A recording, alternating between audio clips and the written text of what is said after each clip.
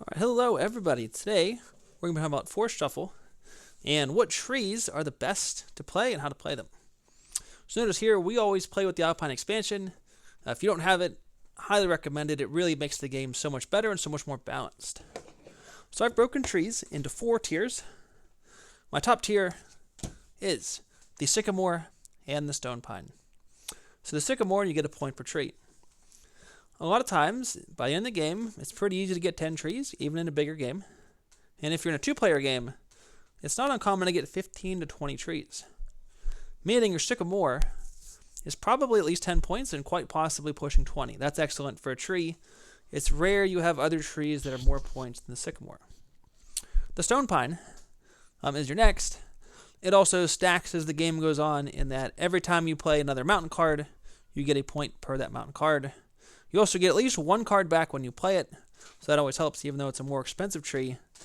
Generally, these 2 will be the most points of any tree you have at the end of the game, by and large. My second tier, I have the European Larch, the Oak, and the Silver Fir. So in this case, they're all different. The Oak, it's a straight up 10 points, but only if you have 8 trees in your forest. And there's the challenge. You got to get 8. If you don't get 8 trees, different tree types, then your oak is worth nothing.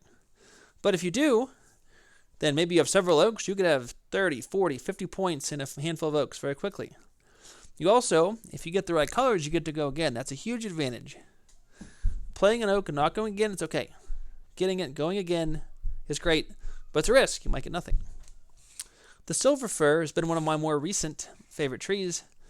Not only does it allow you to play all of your paw print creatures for free, at a minimum, if you fill up the tree, you're going to get at least 8 points.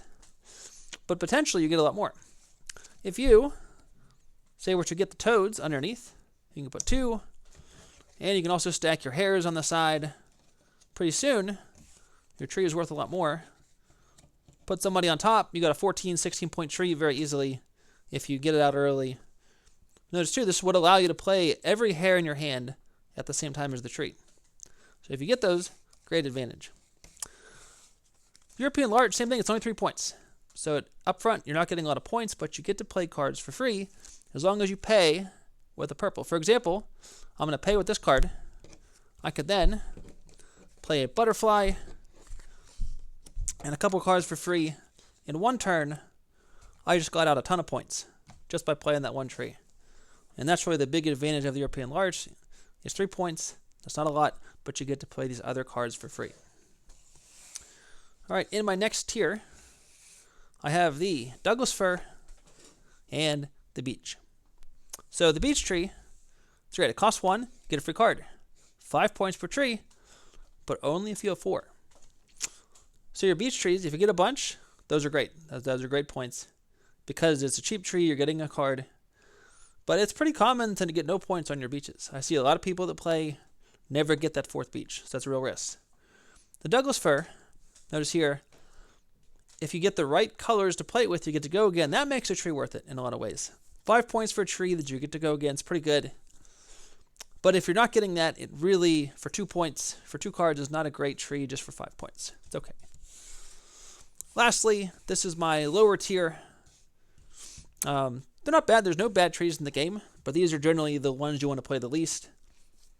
The horse chestnut at face value, 49 points sounds great. But it's fairly hard to get 7. And it's even harder to even get up to 5 or 6. You get a bunch of points.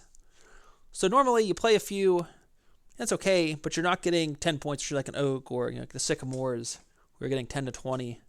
Generally speaking, it's one of your lower scoring trees. But if you get a bunch, it could be great. The linden, kind of similar. It's either 1 or 3 points per tree.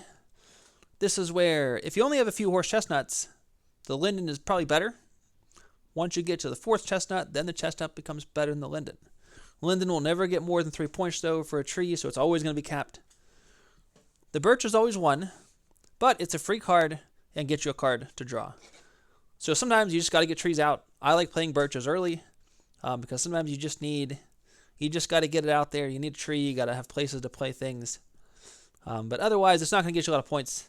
It's just going to give you a place to play stuff. All right, hope you guys enjoyed the video.